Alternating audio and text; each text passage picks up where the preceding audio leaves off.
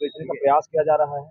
छत्तीसगढ़ के जो खनिज संपदा है, जैसे हल्दिया जंगल हो गया, पन्नार जंगल हो गया, उसको लगातार कटाई की जा रही है और पूरे प्रदेश की जंगल जमीन को अडानी को सौंपे जाने की तैयारी है। और अगर कांग्रेस के लीडर या कांग्रेस के नेता लोग इसका विरोध करते हैं तो सेंट्रल एजेंसी के माध्यम से, ईडी के माध्यम से, सीबीआई के माध्यम से, इनकम टैक्स के माध्यम से विपक्षी नेताओं को प्रताड़ित करने का प्रयास जो केंद्र की मोदी सरकार और छत्तीसगढ़ की विष्णुदेव सरकार कर रही है, उसके विरोध में आज पूरे प्रदेश में कांग्रेस पार्टी का आह्वान पे आर्थिक नाकेबंदी। ईडी के खिलाफ कांग्रेस की आर्थिक नाकेबंदी।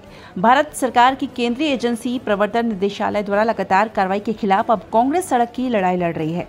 इस क्रम में पूरे प्रदेश में कांग्रेस के आह्वान पर 2 घंटे आर्थिक नाकेबंदी कर प्रदर्शन किया गया। वहीं दुर्ग जिले के नगर पंचायत धमधा में भी कांग्रेस कार्यकर्ताओं ने 2 घंटे धरना प्रदर्शन कर केंद्र सरकार के खिलाफ जमकर नारेबाजी की। इस अवसर पर कई जगहों से कांग्रेस कार्यकर्ता उक्त प्रदर्शन में शामिल हुए। वहीं कांग्रेस का आरोप है कि केंद्र की सेंट्रल एजेंसियों के द्वारा प्रदेश के कई कांग्रेस नेताओं के खिलाफ कार्रवाई की जा रही है, जहां पूर्व मुख्यमंत्री भूपेश बघेल के निवास पर कई बार छापे मारे गए। पूर्व मंत्री कवासी लखमा के खिलाफ हुई कार्रवाई, वहीं देवेंद्र यादव भिलाई के खिलाफ जो हुई कार्रवाई को कांग्रेस केंद्र की सत्ता द्वारा अपने विरोधियों की आवाज को दबाने के लिए किए जाने का आरोप लगाया जा रहा है। कांग्रेस में एक बार फिर छत्तीसगढ़ के जल जंगल जमीन को अडानी जैसे उद्योगपति के हाथों बेचे जाने का आरोप लगाया, तो वहीं पूर्व मुख्यमंत्री भूपेश बघेल के पुत्र चैतन्य बघेल की गिरफ्तारी को भी इन सब से जोड़कर देखा जा रहा है। वहीं पूर्व मुख्यमंत्री भूपेश बघेल द्वारा तमनार की सैकड़ों एकड़ जंगल को काटे जाने को लेकर विरोध करते हुए जंगल को निजी हाथों में देने का विरोध किया गया, तो वहीं उनके पुत्र की गिरफ्तारी को इसी विरोध से जोड़कर देखा जा रहा है। वहीं इस अवसर पर पुलिस द्वारा यातायात को निर्बाध गति से कराया गया, जहां बड़ी गाड़ियों की रूट बदलकर भेजा गया। आइए जानते हैं पूरी रिपोर्ट जिला प्रमुख विजय चौबे के साथ। क्या लगता है कि जो जिस प्रकार से भाजपा बोल रही है कि जो भ्रष्टाचार हुआ है भूपेश सरकार के कार्यकाल में और उसी का खामियाजा ये उदाहरण है, क्या लगता है आपको? देखिए, इन लोगों के जो कार्यकाल में जो भ्रष्टाचार हुआ है, डॉक्टर रमन सिंह जी 15 साल से मुख्यमंत्री थे और कई भ्रष्टाचार के आरोप में उन लोग फंसे हुए। आज हम लोग अडानी के खिलाफ जो जंगल कटाई हो रहा है उसमें हमारे नेता लोग जाके उसका विरोध किया, प्रदर्शन किया।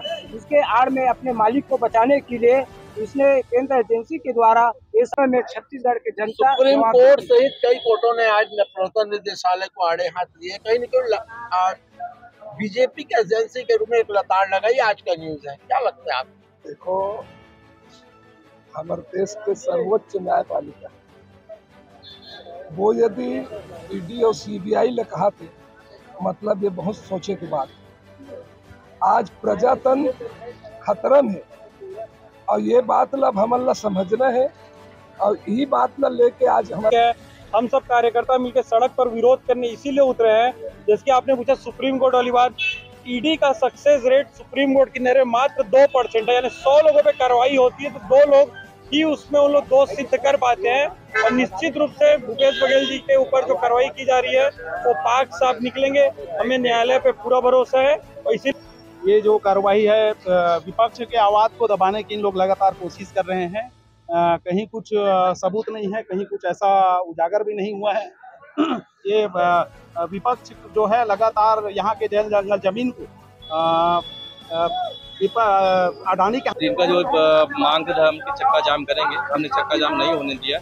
ये जरूर है कि लोग रोड में बैठे थे, लेकिन हमने ट्रैफिक डाइवर्ट कर दिया है, किसी प्रकार से चक्का जाम नहीं हुआ। इनका एक आर्थिक नाकेबंदी का था, उस पे वो बड़ी ट्रकों को हम पहले से इनको रोक दिए थे। किसी प्रकार की कोई हानि या कोई जी नहीं, किसी प्रकार से कोई हानि नहीं है।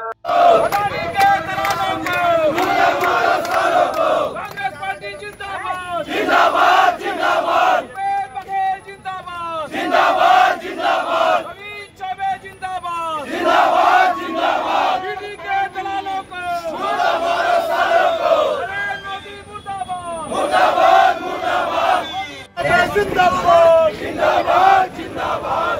जो सरकार निकम्मी है वो सरकार बदलनी है, जो सरकार निकम्मी है वो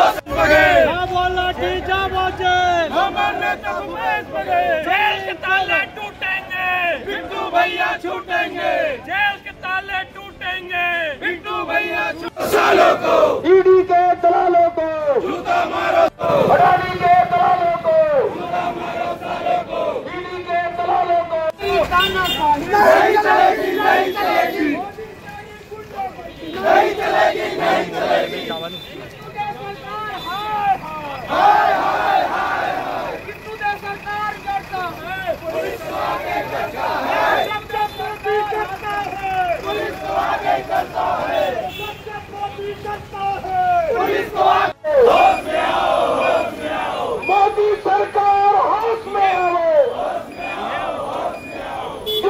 कितना जुल्म करोगे,